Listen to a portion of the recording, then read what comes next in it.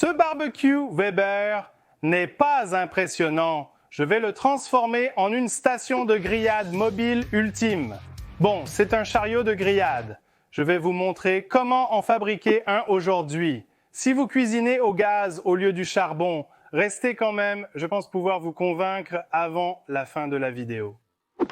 Voici les plans détaillés sur lesquels nous allons travailler aujourd'hui. Ne vous en faites pas pour eux. Suivez simplement le mouvement. J'utiliserai des 4x4 pour les jambes et des 2x6 pour la majorité du reste de la construction. La première chose que je vais faire est de couper mes 4 jambes dans les 4x4 à 32 et 3/8 de pouce de long.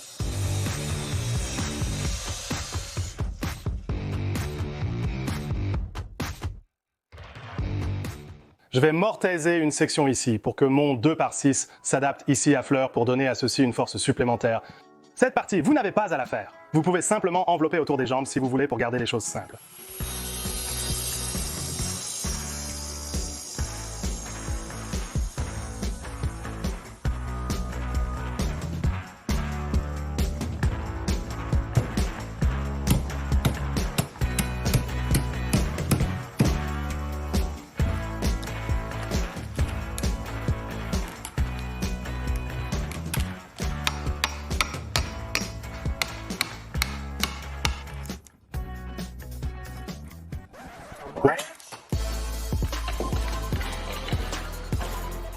Pour obtenir le résultat souhaité, il faut 4 jambes identiques à celle-ci. Les dimensions du bas de mon chariot vont être de 24 pouces de large sur 48 pouces de long. Le dessus sera légèrement différent, vous verrez bien comment. Coupez toutes mes pièces pour la base, qui vont être 2 de 48 pouces de long et 2 de 21 pouces de long. N'oubliez pas la règle, mesurez 2 fois, coupez 1 fois. Le bois est cher et il ne pousse pas sur les arbres. Et vous voyez ce que je veux dire? Attendez! Je m'apprête à aller à l'encontre de tout ce en quoi je crois. Je vais utiliser ces vis extérieures Sfax. Et ils ont comme cette tête de crêpe, ou ils l'appellent comme une tête de gaufrette. Et c'est un entraînement étoile, et comme tout le monde qui regarde cette chaîne le sait, le meilleur entraînement pour les vis jamais inventés est la vis Robertson. Bien que les Américains ne l'appellent pas la vis Robertson, nous l'appelons juste un entraînement carré. Je m'en fiche de ce que dit n'importe qui, c'est le meilleur entraînement qu'il y a, et tous les Canadiens sont devenus fous parce qu'ils sont très fiers de cette vis. Les vis SPAC ne nécessitent pas de pré-perçage. Je suis méfiant, mais je vais essayer sur le premier. D'accord. Calme-toi là. En quelque sorte pour commencer. D'accord. Attends. Il suffit de pousser un peu vers le bas. D'accord. Vas-y.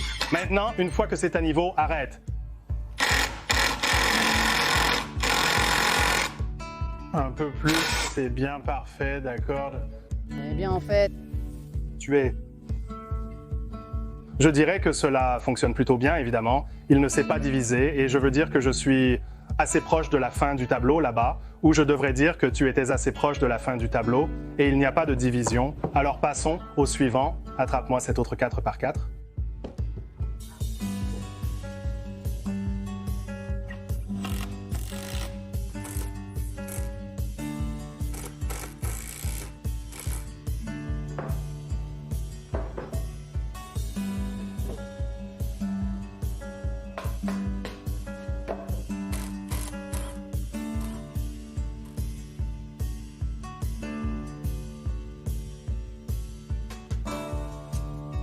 Sortons-le d'ici. Regarde. Tombe pas, ne trébuche pas encore. J'ai dit, ne trébuche pas, yo! J'ai acheté ces pneus pneumatiques de 10 pouces chez Tractor Supply. Je dois pouvoir rouler sur des rochers instables. Les petits trous ne conviendraient pas. J'ai aussi ramassé une paire de ces tiges de zinc de 3 pieds de long et de 5/8 de pouce. Et c'est sur quoi nos pneus vont rouler. Je voulais percer les trous pour que cette tige passe à travers les 4x4 sur ma perceuse à colonne afin de m'assurer qu'ils étaient parfaitement droits. Et je ne l'ai pas fait, donc je vais voir si je peux le faire à la main et voir combien je peux le garder droit.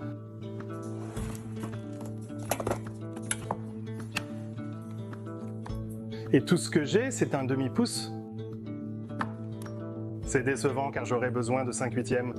Malgré une planification minutieuse, il y a toujours quelque chose que j'oublie, comme aller chercher un forêt de 5/8 au magasin. Waouh, ça rime, incroyable. Un voyage plus tard au magasin de bricolage, Bubix. Ça va percer, je commencerai à percer de ton côté. Je commencerai à percer le tien. Nous nous retrouverons au milieu de ces pins, tirés par des épines.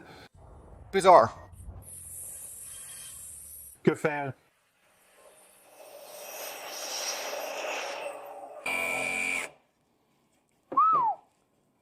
Que penses-tu de cette petite poupée? Je l'aime beaucoup, Danny. Voici comment cela va se dérouler. Ce sera 51 pouces de 2 par 6 à 2 par 6 plus la poignée. Et cela encadrera le haut de ce qui est déjà construit. Je souhaite couper mes pièces de bois de 2 par 6 qui serviront pour le dessus. Chacun va être de 27 pouces de long. Et j'ai calculé que si j'en fais 9, cela me laissera avec un espace de 3/16 de pouce entre chacun d'eux.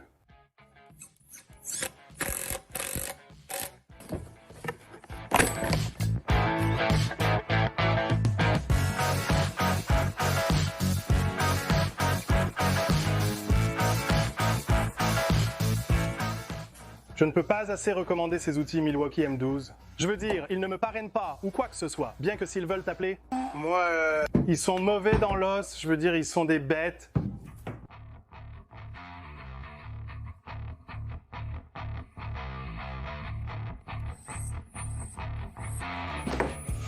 Oh, bonjour. Bonjour, mademoiselle Storm. Bonjour, Chio. Bonjour, tu vas venir m'aider? Tu es un chien stupide. Pour découper le trou où le grill va aller, j'ai fixé ce morceau de bois au bas de ma toupie et j'ai marqué 11 pouces de ce côté de la mèche à ce trou. Et j'ai marqué le centre de l'endroit où je veux que mon trou de 22 pouces soit sur mes planches. Donc tout ce que j'ai à faire maintenant est de mettre une vis à travers ce trou dans ma marque que j'ai déjà là.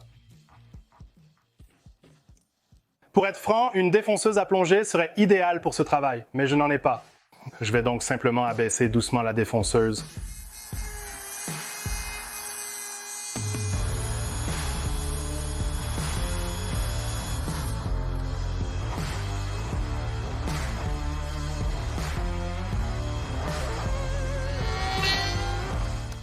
Pensiez-vous que tout tomberait parce que j'avais ça au centre?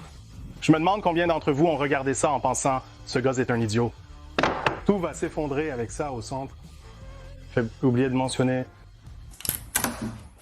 que j'ai mis ce renfort en bas pour tenir cette pièce centrale pendant que je la routais autour. Désolé de vous décevoir, les gars. Je veux insérer ce pavé en béton encastré dans le haut. Je vais devoir le couper maintenant, mais je pensais que ce serait un très bon endroit pour mettre quelque chose de chaud, comme quand vous devez mettre le démarreur de charbon ici, la cheminée, je peux la poser sur le dessus. De plus, cela pourrait également servir de planche à découper. Je plaisante, ne l'utilisez pas comme planche à découper. Je fais ça pour embêter ces types. J'étais contrarié car mon couteau touchait constamment le béton. Dans le foyer. Vidéo. D'accord, je ne le ferai pas. Ne le faites pas. Ne mettez pas votre couteau contre du béton. Ça dérange les gars du couteau. Non, sérieusement, c'est un couteau bon marché que je porte. J'ai aussi un bon couteau que j'utilise, mais je porte le bon marché pour ne pas m'inquiéter. Je le réaffûte simplement, mais je comprends ce que vous dites. Traitez vos couteaux correctement. J'ai marqué l'endroit où je voulais que le papier aille, je l'ai découpé avec la scie à rail, j'ai fini avec la scie à piscine et maintenant je vais ajouter des renforts à l'arrière de ça. J'ai ces morceaux de 2 par 2 que j'ai déjà coupés et je vais les mettre ici et les aligner juste sur ce même bord car je veux laisser cet espace.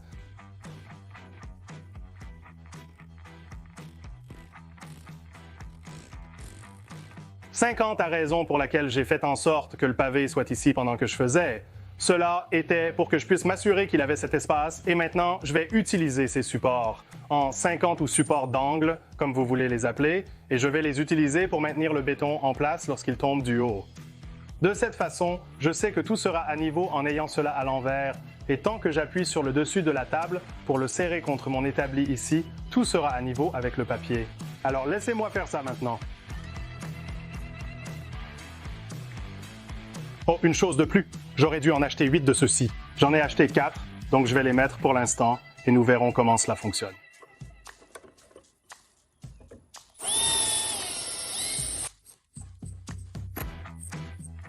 Eh bien, vous n'allez pas croire cela, et je sais que vous seriez surpris de découvrir que j'ai fait cela, mais je viens d'avoir un trou de mémoire et je me suis rendu compte que tout ce renforcement que je mettais est en fait dans le coin où le 4x4 doit aller. Ce n'est donc pas un gros souci. Ce ne sera pas difficile à réparer.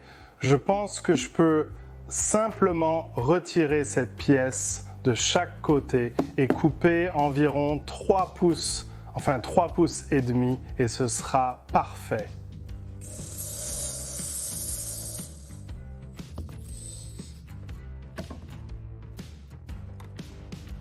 Maintenant, chaque fois qu'il se pose sur les lèvres, ce sera bien, je vais mettre une rondelle à chaque extrémité. Ce n'est vraiment qu'un essai à ce stade et je vais mettre la roue là-dessus. George, et je vais mettre une autre rondelle. Et une autre rondelle à cette extrémité. Et ensuite, je vais mettre une goupille fendue ici, et c'est ce qui va maintenir cette roue en place. Ce sera la goupille fendue. Et regarde mec, regarde comme ça roule bien, c'est une chose de beauté, je vais le verrouiller, j'aime beaucoup ça. Mais je vais bien sûr les couper, je ne vais pas les laisser aussi longs.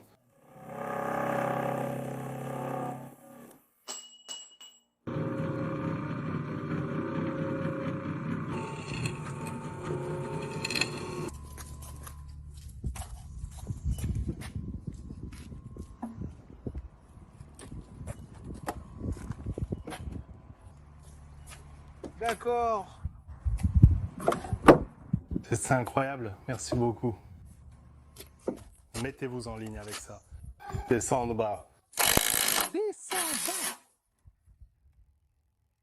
C'est bien. D'accord. Calme-toi. Maintenant, je deviens fou ici. Voilà, tu... Passe. Mets-toi en ligne avec ça, maintenant tu es en ligne. Sors d'ici. Je vais démonter cette chose. Ça. Il semblait que je devrais simplement appuyer sur cela et puis... Le grill le ferait. Se lève. Veux-tu que je le fasse pour toi?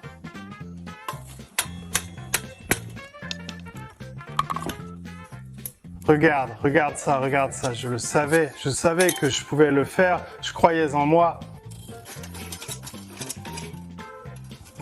Je commence à me mettre en colère.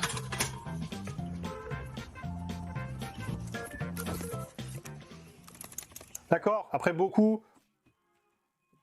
Oh, quel est le mot finagling, finagling? Je ne sais pas. Nous avons réussi à enlever ses jambes. Je peux enfin le mettre ici, je ne veux pas le laisser ici cependant sur le bois. Alors laissez-moi prendre quelques blocs et soulever un peu cela et avoir une meilleure idée de l'endroit où il va être. J'ai pris quelques équerres très semblables à celles que l'on voit ici, seulement beaucoup plus grandes. Ensuite, je les ai mis sur la ponceuse et j'ai réduit le bord jusqu'à ce qu'ils deviennent une pointe plus fine et les arrondis pour qu'ils s'adaptent sous le rebord du grill.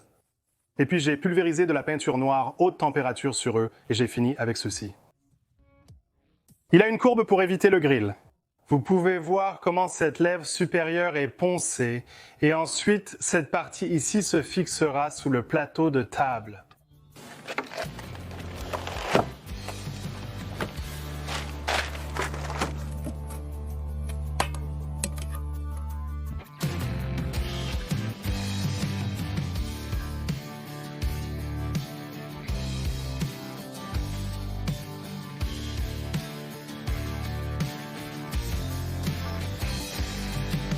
Pour une seconde, je crois que c'est parti.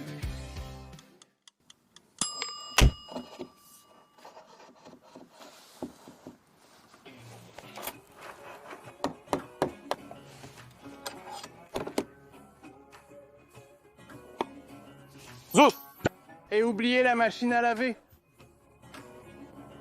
Allez-y et mettez dans les commentaires comment vous n'êtes pas censé réutiliser une goupille fondue, quoi, dans... Le monde dans le... Mon Dieu.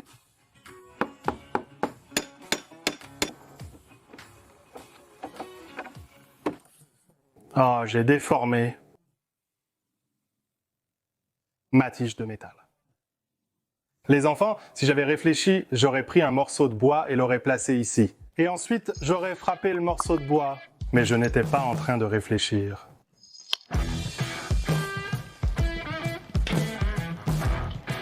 Je vais maintenant glisser ces équerres en 50 pintes sous la lèvre pour l'attraper. Et je vais les fixer avec ces vis en acier inoxydable qui ont la seule tête, peut-être meilleure que la tête de vis Robertson. Et c'est la combinaison Phillips carré d'entraînement. Le meilleur du Canada et des États-Unis se combinent pour créer une connexion extraordinaire.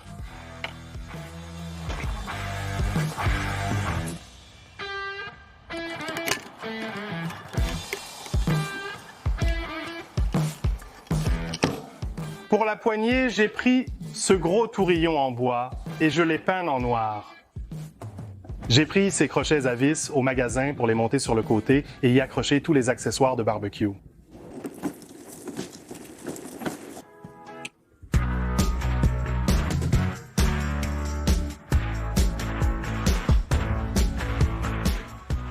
J'ai fait un tour complet. Oh, ouais! J'ai enlevé la fumée du foyer. Et puis j'ai ramené la fumée avec le grill. J'ai quelques idées d'amélioration pour ce chariot que j'aimerais mettre en œuvre. Je viens de manquer de temps pour cette vidéo. En ce qui concerne ce qui arrive, regardez ça. Nous avons eu quelques poussins de pintade et nous avons également des poulets en commande, ce qui signifie que j'ai un poulailler/pintade à construire. Alors nous verrons comment cela se passe. Oh, et très rapidement, très important. Vous souvenez-vous au début de la vidéo où je vous ai dit que vous auriez des poils sur la poitrine? Si vous lisez ceci, la prochaine étape est cruciale. Si vous ne le faites pas, vous aurez des poils dans le dos plutôt que sur la poitrine. Assurez-vous de prendre